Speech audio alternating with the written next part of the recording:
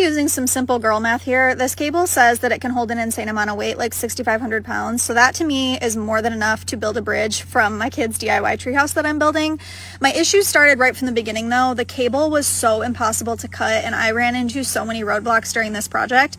I started by making all of the treads that were going to go across the suspension bridge. I originally thought I would run the cable through the middle. So I made this template because of course it wasn't just a straight shot because I like to make things more difficult for myself. So it had like a little bit of a curve.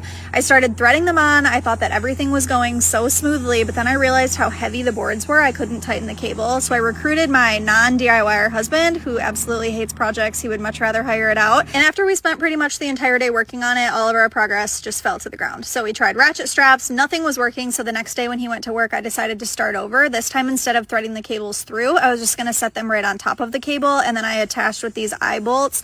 And then it came time to test the bridge. You know, somebody's got to do it before I send my kids across. I got some rope and some netting to make the railing and the sides so that they can't fall out. And of course, my little boys wanted to try it before I continued. They've been so excited about this DIY treehouse. I cut some holes in the posts and ran the rope through it. I hooked the netting right to it and then I screwed it in on the sides to make sure that it was really secure. And I built a freaking bridge, you guys. Like, I cannot even believe that I built this entire treehouse by myself. When people see it, they're like, oh, who helped you? You guys, it was me, myself, and I could not be more proud of this freaking project.